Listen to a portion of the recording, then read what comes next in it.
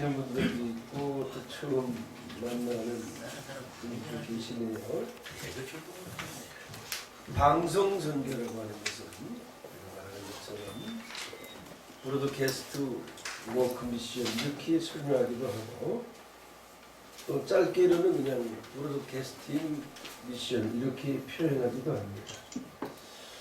제가 왜 영어를 쓰냐 하면은 결국 방송 매체인 라디오, TV, 요즘으로 말하면 인터넷, 그 다음에 최신 이제 많이 유행하고 있는 유튜브 이런 것들을 통해서 복음을 전파하는 매스컴 미션을 우리가 보통 방송 선교라 그렇게 말을 합니다. 그러면 이 방송 선교의 장점이 무엇일까요? 그것은 국경을 초월하고 또 지역을 초월하고 또 모든 핍박을 받을 수밖에 없는 종교적인 환경을 초월해서 복음을 전할 수 있는 일이 바로 이 매스컴을 통한 선교가 아닌가 그렇게 생각해 봅니다. 이슬람권 같은 데 가서 보면은 또 사회주의국 같은 데 가서 보면은 복음을 잘못 전하다가는 감옥에 들어가거나 아니면 순간적으로 생명을 잃을 수밖에 없는 그런 상황입니다. 이 매스컴을 통한 선교는 이것을 다 초월할 수 있고 또 그 다음에 산골 오지나 아니면 국경을 초월한 모든 사람들에게 이렇게 복음을 받을 수 있는 환경을 주기 때문에 이 매스컴 선교가 그만큼 중요하지 않나 그렇게 생각해 봅니다. 짧은 시간이기 때문에 긴 얘기하지 않겠습니다. 오늘 성경을 보면 하나님 앞에 정말 쓰임 받을 수 있는 사람이 무엇인가 하는 그 내용을 잠시 생각해 볼 수가 있습니다. 먼저 신약 성경을 인용해서 말하면은 사도 바울이 그릇에 대한 얘기를 하는 말씀이 기록되어져 있습니다. 금그릇도 있고 또 은그릇도 있고 또 때로는 나무그릇도 있고 때로는 질그릇도 있다라고 표현합니다.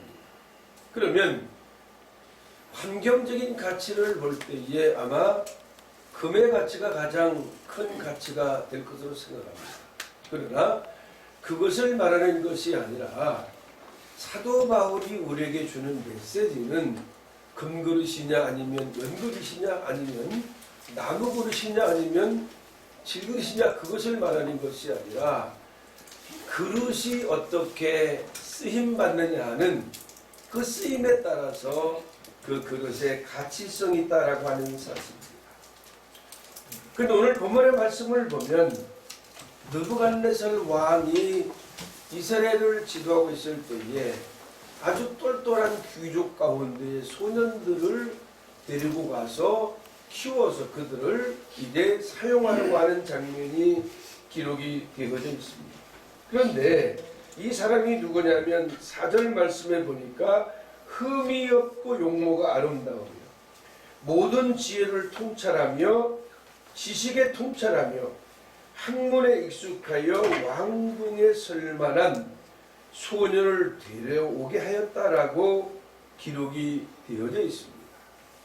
자, 이 성경을 보면서 그러면 하나님 앞에 쓰임 받을 수 있는 사람, 또 하나님이 세우시는 사람이 어떤 사람인가 하는 부분을 세 가지로만 생각해 보려고 합니다. 첫째로 여기 성경을 보면은 흠이 없는 사람이다 이렇게 표현해 주고 있습니다. 이것을 좀 더 우리가 의역해서 말한다고 하면은 깨끗한 사람이라고 할까요? 아니면 하나님 앞에 순결한 사람이다라고 표현해 볼 수 있는 말이 아닌가 그렇게 생각해 봅니다. 그러면 성경을 볼 때에 하나님 앞에 순결한 사람, 하나님 앞에 깨끗한 사람이 있습니까? 아마 한 사람도 찾을 길이 없을 겁니다. 왜 그러냐면 로마서 3장 23절에 보면 뭐라고 그랬습니까? 모든 사람이 죄를 범하였습니다. 그러니까 모든 사람이라고 하는 것은 다 죄의 굴레가 있다고 하는 거예요. 그런데 모든 사람이 다 죄인인데 어떻게 깨끗한 사람이 될 수 있을까요? 그래서 신앙은 이렇게, 성경은 이렇게 돌아갑니다. 어떻게 돌아갑니까? 하나님 앞에 범죄하지 않기를 노력하는 사람도 중요하지만은 범죄했을 때 깨끗하게 뭡니까? 회개하고 철저하게 자기 자신을 뉘우칠 수 있는 사람이 하나님이 세우시고 하나님 앞에 쓰임 받을 수 있는 사람이 아닌가 그렇게 생각해 봅니다. 우리가 알고 있는 것처럼 다윗은 깨끗한 사람이었습니까? 아니잖아요. 가장 사랑하고 아끼던 이제 휘하의 군인의 그 아내가 탐이 나서 전쟁터에 보내고 그 여인을 소유하는 어떻게 보면 가장 나쁜 사람이었습니다. 그런데 그런 다윗이 어떻게 쓰임 받았습니까? 시편 51편의 말씀을 보면 뭐라고 말합니까? 나의 죄를 말갛게 뭐랬어요? 씻겨달라고 기도합니다. 나의 모든 죄를 제해달라고 그렇게 기도합니다. 오늘은 다 죄인이라고 하는 사실입니다. 참 저를 한번 보세요. 여기 다 목사님들이니까 아마 거룩하신 분들이 같은데 한번 따라하자고요. 나는 고개를 좀 들고 하세요. 나는 죄인입니다.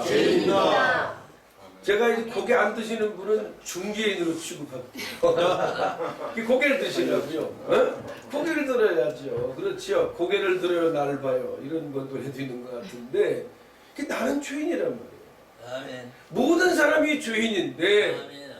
그러한 모든 사람이 죄인임에도 불구하고 하나님이 쓰시고 세우시는 사람이 있다는 거예요. 철저하게 회개하고 죄를 뉘우치고 죄에서 떠나는 사람을 하나님이 어떻습니까? 들어 쓰신다고 하는 얘기입니다. 제가 이제 2주 전에 어르신들에게 설교한 내용이 하나 있습니다. 요셉 다 좋아하잖아요. 그러면 요셉의 생애를 보면은 우리가 자랑하고 본받을 게 하나 있습니다. 요셉은 가는 곳마다 어떻게 했어요? 하나님이 함께 하시는 사람이었어요. God with us. 임마누엘. 하나님이 그가 가는 곳마다 함께 하셨어요. 그런데 그에게 유혹이 없었겠습니까? 17세에 아주 어린 나이에 팔려서 약간 30세에 이제 이방 나라의 총리가 되잖아요. 그런데 중간에 어떤 얘기가 있습니까? 요셉이 아마 저처럼 잘 생긴 것 같아요. 그러니까 남의 부인이 유혹하잖아요. 옷을 벗고 도망가고 하면서 감옥에 갇히면서 요셉이라고 하는 인생의 모습이 꿈을 꾸고 소망을 가졌던 것이 이것을 통해서 시작되는 역사가 성경에 기록이 되어져 있다라고 하는 사실입니다. 오늘 여러분 하나님이 세우시는 사람은 영적으로 순결한 사람입니다. 영적으로 깨끗한 사람입니다. 그건 죄가 없는 것이 아니라 죄를 졌다 할지라도 깨끗하게 회개하고 철저하게 자기 자신을 돌이키고 자기 자신을 돌이켜보면서 그 죄에서 고백하고 그 죄 떠나려고 이렇게 노력하는 그 사람을 하나님이 쓰신다라고 하는 사실. 오늘 성경은 두 번째로 뭔 말이 기록이 되어져 있습니까? 여기 보면은 지혜라는 말이 기록이 되어져 있습니다. 모든 지혜를 통찰했다라고 기록이 되어져 있습니다. 여러분, 지혜는 어떻게 보면 하나님 주시는 거죠. 또 이것을 지시라는 말도 할 수가 있는데 세상적으로 볼 때는 지혜 많은 사람을 영특한 사람 그렇게 표현하죠. 그렇죠? 그러니까 여러분들 영특하십니까? 그런데 세상에서 주어지는 잘못된 지혜, 잘못된 영특함은 사람들은 죄를 위해서 사용하기가 쉽다라고 하는 사실이죠. 그렇죠? 이게 굉장히 중요한 일입니다. 그러나 오늘 우리는 세상적으로 영특하거나 세상적으로 많은 지혜를 갖는 것보다는 어떻습니까? 하나님이 주시는 영적인 지혜가 충만하시기를 바랍니다. 아멘. 하나님이 이런 사람을 쓰시는 거예요. 아멘. 순간적으로 머리 돌리고 순간적으로 깨닫고 이걸 말하는 게 아니라 정말 깊은 심중에서 주시는 하나님의 영적인 그 지혜, 영적인 은혜, 영적인 능력을 가진 사람을 하나님이 쓰시고 있다라고 하는 사실입니다. 아멘. 그래서 우리가 환경이 좋아졌을 때에 영적인 판단을 해야 돼요. 이것은 죄의 길인가, 이것은 의의 길인가, 이것은 하나님의 길인가, 이것은 사람의 길인가, 이것은 선한 길인가, 이것은 마귀의 길인가. 그렇죠? 그런데 사람이 자꾸 얻어맞고 패망하고 안 되는 것은 뭡니까? 선하고 올바르고 영적인 지혜 길을 따르는 것이 아니라 내 생각대로, 내가 좋아하는 대로, 내 마음 속에, 내 환경 속에 유혹하고 나를 파멸의 길로 인도하는 그곳을 따라가기 때문에 사람은 어때요? 실패할 수밖에 없다라고 하는 사람입니다. 오늘 여러분 영적인 지혜가 충만하시기를 바랍니다. 그렇죠? 하나님 앞에 영적인 지혜가 충만해야 돼요. 짧게 다 말씀을 드릴 수가 없습니다만은 영적인 지혜는 말씀을 충만하게 우리가 느끼고 그 말씀 속에 있을 때 영적인 지혜가 충만할 겁니다.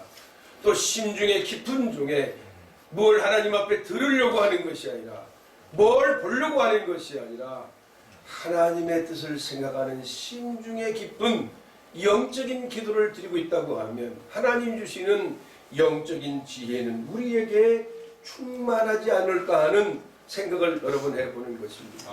아멘. 그럼 성경에서 말할 때에 많은 사람이 있지만 또 이렇게 인용하고 적용해 보자고요. 성경에서 말하는 지혜의 사람은 누구입니까?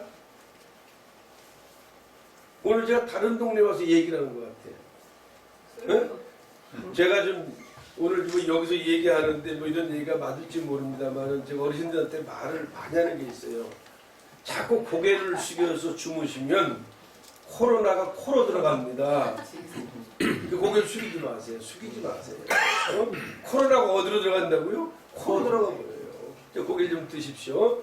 그러면 지금 말씀드린 것처럼 지혜 사람을 말할 때에 우리는 솔로몬을 말하잖아요.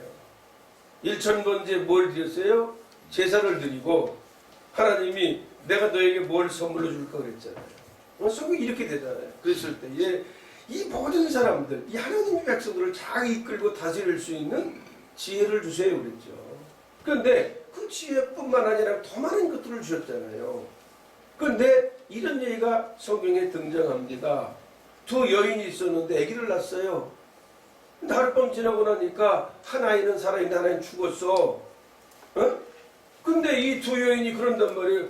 저 죽은 아이는 저 여자의 아이고 저 살아있는 아이는 내 아이입니다 그랬잖아요. 그 두 여인이 이 뭡니까? 아기들을 놓고 싸움하는 게 아니라 살아있는 아기를 놓고 싸움을 한단 말이에요. 그랬을 때에 솔로몬이 어떻게 영적으로 지혜롭게 판단을 내려줍니까? 야, 가서 칼을 가져와라. 그 두 아이를 쫙 잘라서 반씩 나눠주어라. 쉽게 말하면 그 얘기 아니에요. 그런데 그 얘기 속에 가만히 들어보세요. 이 아이가 진짜 내 아이인 엄마는 어떻게, 아니 그러지 마세요. 나의 아이가 안 가져도 됩니다. 저 상대방 여인에게 주세요. 이렇게 말할 수 있잖아요. 그런데 이 아이가 진짜 자기 아이가 아닌 여자를 뭐랍니까? 아 그래 좋습니다. 이 아이 잘라서 반씩 나누겠습니다. 이거 판단은 이미 났잖아요. 그럼 어떻습니까? 오늘은 순간적으로 뭘 말하는 것이 아니라 환경에 주어졌을 때에 하나님이 주시는 그 영적인 지혜를 가지고 하나님을 위해 사용하려고 할 때에 하나님은 그런 사람을 세우시고 어때요? 그런 사람을 쓰신다고 하는 얘기입니다. 아멘. 하나만 더 인용할게요. 예수님이 십자가에 달리셨을 때에 성경은 꼭 이런 얘기들이 많이 나오잖아요. 한편의 강도 또 한편의 강도가 있잖아요.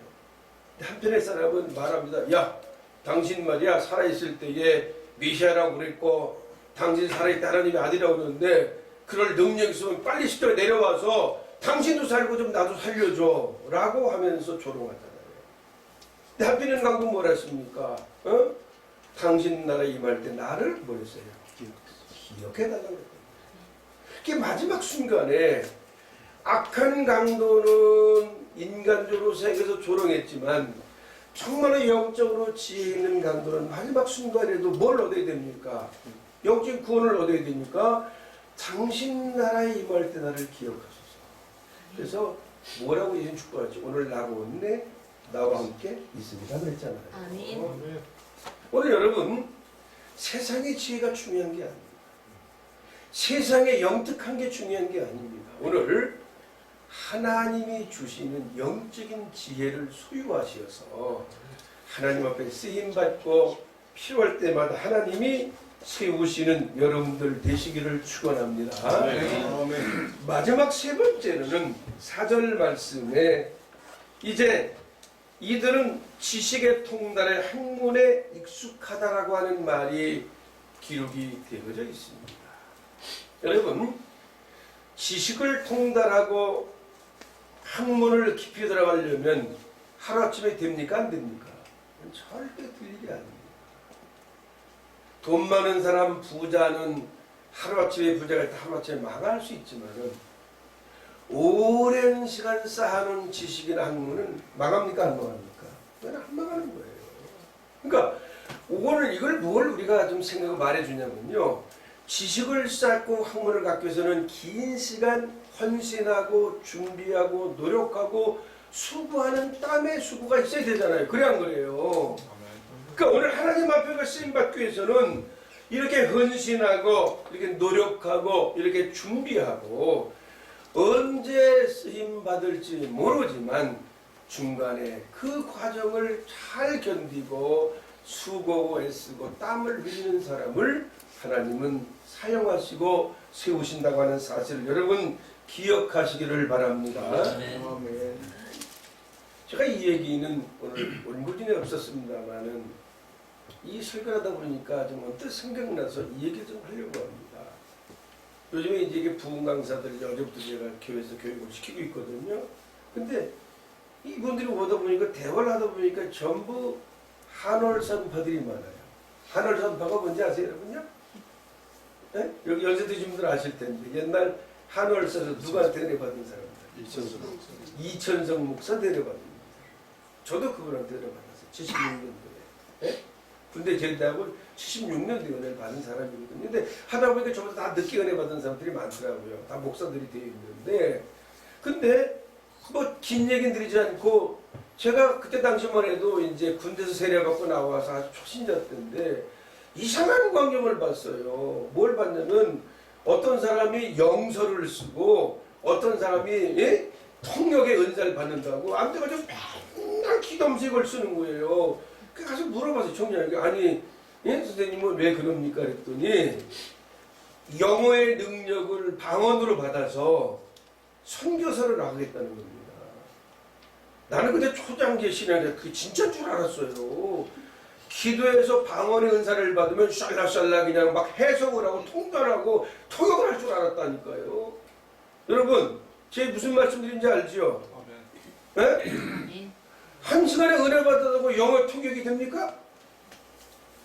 한 시간에 은혜 받았다고 영어가 읽어집니까? 안 그렇지요. 영어 공부는 들어갈 때 웃지만 나올 때 울면서 나오는 게 영어입니다. 아시겠어요? 여기 권혁한 박사님도 다 유학하신 분이고 여기다 뭐 이런 분들도 계신데 저희 아내가 이제 영문과 교수 출신이에요. 지금도 힘들어해요. 어? 40년을 영어를 보고 가르치고 하는데도 지금도 힘들어합니다. 영어를요. 그만큼 영어가 쉽지 않은 건데 그거를 하나님이 은사를 주셔서 하나님이 어느 날 뭐 방언을 통역하고 방언을 막 터뜨리게 해가지고 샬라샬라 영어를 한다? 이건 우리가 있을 수가 없는 거죠. 지식이라고 하는 것, 학문이라고 하는 것은 어떻습니까? 오랜 시간 준비하고 노력하고 그 다음에 땀을 흘린 결과가 이제 지식을 소유할 수 있고 학문을 소유할 수 있는 겁니다. 그렇잖아요? 그러면 하나님 앞에 우리가 생각해 볼 때 무엇입니까? 오랜 동안 기도하고 오랜 동안 말씀 연구하고 오랜 동안 준비하고 시기를 기다리다 보면 하나님은 그런 사람들을 쓰임받게 하시고 그런 사람을 세우신다 그런 얘기입니다. 마지막으로 이 얘기가 드리려고 합니다. 성경에 보면은 예수님의 그 3대 사역이 있지 않습니까? 첫째가 뭐죠? 복음을 전파하고. 두 번째가 뭡니까? 말씀을 가르치고. 세 번째가 뭡니까? 병자를 치유하고. 그런데 이 방송의 규모가 크든 작든 그게 중요한 게 아닙니다. 저는 오늘 와서 말씀을 증거하면서 이런 생각을 했어요. 하나님께서 여기 세우는 사람들, 또 여기 세워서 방송선교로 쓰임받는 사람들을 통해서 지금 말씀드린 예수님의 3대 사역처럼 복음이 이 땅 위에 그저 온 곳에 전파될 수 있는 역사가 있기를 소망합니다. 아멘. 두 번째로는 이 말씀을 듣는 많은 사람들이 정말 제자화 되어지고 말씀을 잘 배워서 그들도 복음 전파의 사명의 역사가 일어나기를 소망합니다. 아멘. 마지막 세 번째는 뭡니까? 영적으로 치유되고 때로는 간절한 마음으로 육신의 치유를 위해서 기도하는 사람들이 말씀을 듣고 말씀을 받을 때에 만약에 이런 역사가 일어난다고 하면 이 ITS 복음방송, 그 다음에 또 하나 뭡니까? 코리아TV 국민방송, 이 방송이 하나님 앞에 쓰임받을 수 있는 훌륭한 방송이 되지 아니할까는 말씀을 생각해 봅니다. 아멘. 꼭 이런 방송이 되기를 주님의 이름으로 축원합니다. 아멘. 아멘. 전능하신 하나님 은혜를 감사합니다.